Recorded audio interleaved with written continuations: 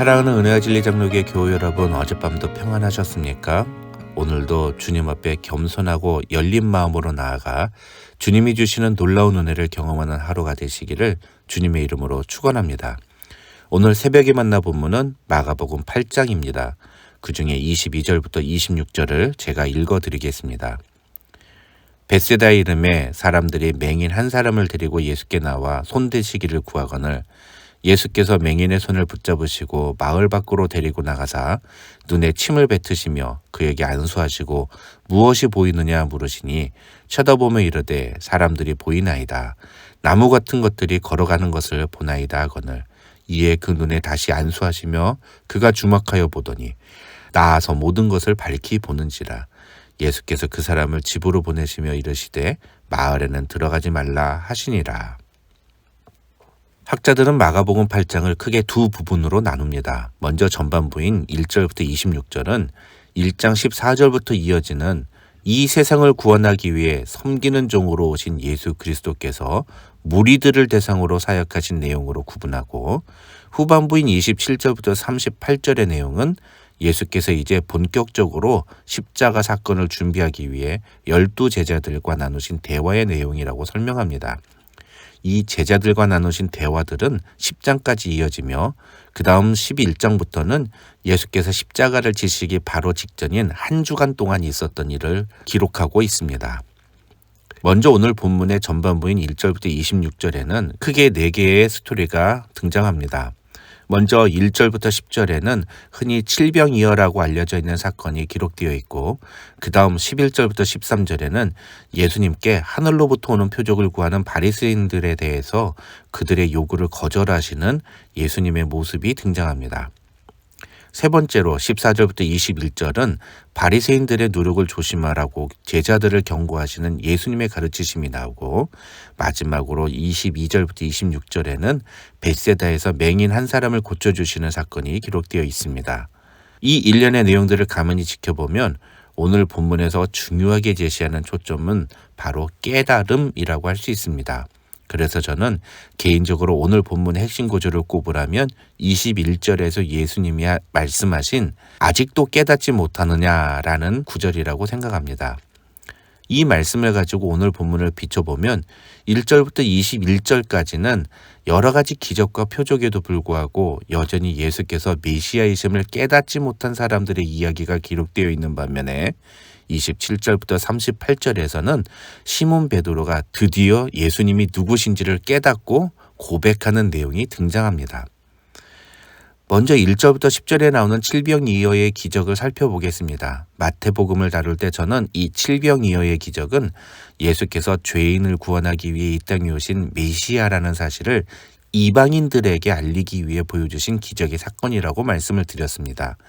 다시 한번 설명을 드리면 오병이어의 기적은 유대인들에게 예수께서 메시아로서의 능력을 보여주신 사건이고, 칠병이어는 이방인들이 그 초점인 것입니다. 그런데 오늘 본문에서 우리가 주목해야 하는 것은 바로 제자들의 반응입니다. 2절과 3절에서 예수님이 제자들에게 하시는 말씀을 예수님의 의도나 감정을 생각해서 한번 읽어보시기 바랍니다. 과연 예수님이 제자들에게 이 말씀을 하실 때 어떤 마음이셨을까요? 제가 만약 예수님이었다면 제자들이 어떻게 반응하는지를 보고 싶어서 이런 말을 했을 것 같습니다. 지금 상황이 오병이어 때와 너무 똑같지 않습니까? 그때도 사람은 많고 먹을 건 없고 쉽게 먹을 걸 구할 수 있는 상황이 아니었습니다. 그러나 그 순간 어느 어린 아이가 가져온 보리떡 5개와 물고기 2마리를 가지고 예수님이 남자만 5,000명이 먹고도 12광주리, 즉 그 떡과 물고기를 나눠준 12명의 제자들이 각자 한 바구니씩 음식을 남겨가지고 온 기적을 경험하지 않았습니까? 그랬다면 적어도 센스가 있고 머리가 빠릿빠릿하게 돌아가는 사람이라면 2절과 3절에서 예수님이 말씀하실 때 예수님, 이전에도 전에 그러셨던 것처럼 저희가 지금 뭐라도 찾아오면 되는 거지요? 한번 찾아보겠습니다 라고 하든지, 예수님, 저희에게 지금 떡이 7개와 생선 2마리가 있는데 이걸로 지난번처럼 사람들을 먹여주시면 되잖아요 라고 말씀을 드리는 것이 옳은 반응입니다. 그것이 믿음의 반응인 것입니다. 그런데 참으로 안타깝게도 예수님의 제자들 중에는 이런 믿음과 센스를 가진 사람이 단 한 명도 없었던 것입니다. 이런 제자들을 강하게 훈계하시며 책망하시는 장면이 바로 14절부터 21절까지의 내용입니다. 스토리의 전개상 이 내용은 11절부터 13절에 나오는 바리새인들의 요구를 예수님이 거절하시는 장면과 이어집니다. 즉 예수께서 수많은 기적과 표적들로 자신의 메시아 되심을 증명하였음에도 불구하고 바리새인들은 예수님을 비난하면서 하늘로부터 오는 표적을 보여달라고 요구합니다. 다시 말해서 도저히 거부할 수 없는 강력한 기적을 보여달라는 것입니다. 그래야 예수님이 메시아라는 사실을 믿겠다는 것입니다. 하지만 미리 말씀드리면 그들은 예수님이 십자가에서 내려오셔도 그분을 믿지 않았을 것입니다.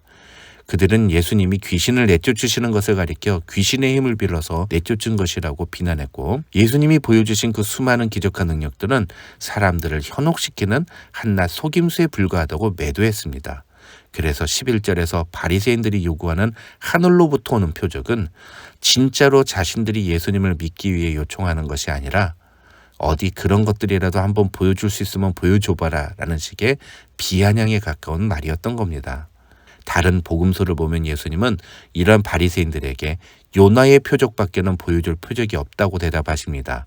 즉 요나가 물고기 뱃속에서 3일간 지냈던 것처럼 예수님도 십자가 위에서 죽으심으로 무덤에서 사흘간 계시다가 다시 부활하시는 표적을 보여주시겠다는 말씀입니다. 이 부활의 표적이야말로 바리새인들이 요구하는 바로 그 하늘로부터 오는 표적이 아닐 수 없습니다. 하지만 그 표적을 보여주셨음에도 불구하고 유대 종교 지도자들은 예수님의 제자들이 예수님의 시체를 훔쳐갔다는 식으로 상황을 호도했습니다. 믿지 않으려고 작정한 사람들은 세상 그 어떤 확실한 증거를 보여줘도 절대로 믿지 않는 것입니다. 15절에서 예수님은 그러한 바리새인들의 외식을 조심하려는 의미로 제자들에게 바리새인들의 누룩과 헤롯의 누룩을 주의하라고 말씀하십니다.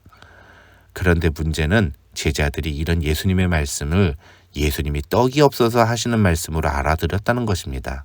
17절부터 21절에서 예수님은 이런 제자들의 태도를 책망하십니다.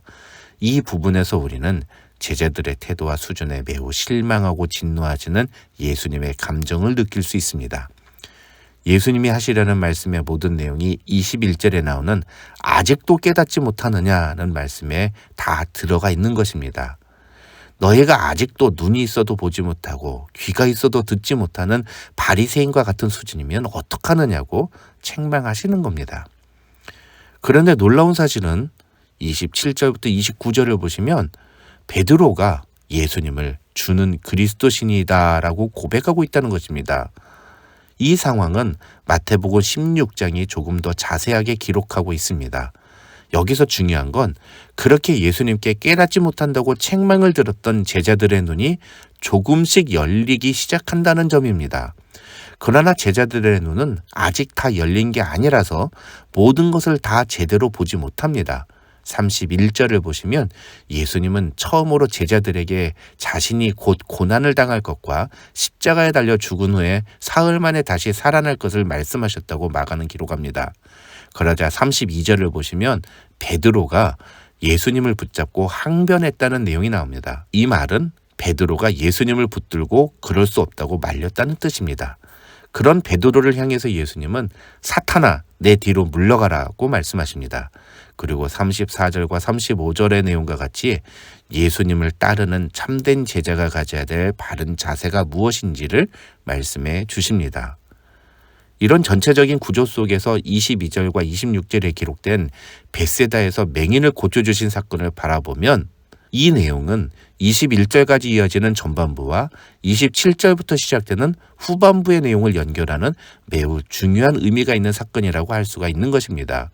이 사건은 여러 가지 표적과 기적에도 불구하고 예수님이 누구신지를 여전히 깨닫지 못하던 제자들이 드디어 서서히 그 영의 눈이 떠지기 시작하는 모습을 상징적으로 보여주는 사건이기 때문입니다. 이 기적을 가만히 지켜보면 이상한 부분을 하나 발견하게 됩니다. 예수님이 단번에 맹인의 눈을 고치지 못하신다는 것입니다. 23절을 보시면 예수님은 이 맹인에게 한번 안수를 해 주십니다. 그런데 맹인이 사람들을 나무가 걸어 다니는 것처럼 본다고 말합니다. 그러자 25절에서 예수님은 다시 그 눈에 안수해 주시고 그제서야 그 맹인은 모든 것을 밝히 보게 되었다고 마가는 기록하고 있습니다. 예수님은 이제까지 병자를 고치실 때 단 한 번도 실수를 하신 적이 없었습니다. 예수님은 말씀만 하시면 병자가 바로 나왔고 심지어는 예수님의 옷자락만 만져도 12년 동안 앓았던 혈루증도 나았고 죽은 아이까지 살리셨습니다. 그러니 이 맹인의 눈을 고쳐주시는 것쯤은 예수님에게 아무런 문제가 되지 않습니다. 그런데 왜 예수님이 이 사람의 눈은 단번에 고치지 못하신 걸까요? 그게 이 기적의 의미입니다. 이 기적은 예수님이 어떤 분이신지를 깨달아가는, 즉 닫혔던 영의 눈이 점점 떠지고 예수님이 어떤 분이신지를 밝히 보기 시작하는 제자들의 모습을 보여주는 상징적인 사건인 것입니다. 오늘 우리는 어떻습니까? 우리의 영의 눈은 열려 있습니까? 우리는 분명히 예수님을 보고 있습니까? 예수님의 말씀을 수없이 많이 들었음에도 불구하고 여전히 그 말씀의 의미를 제대로 깨닫지 못하고 예수님이 어떤 분이신지를 제대로 알지 못하는 사람들이 교회 안에 많이 있습니다. 그러면서도 예수님이 이 문제만 해결해 주신다면 앞으로 예수님을 잘 믿겠다고 말합니다. 예수님이 지금 내 앞에 놓여있는 이 문제를 해결해 주시면 예수님이 나를 사랑하시는 분이라고 믿겠다고 말합니다. 그러나 예수님은 이미 우리를 위해 십자가에 달려 죽으심으로 우리를 향한 자신의 사랑을 증명하셨습니다.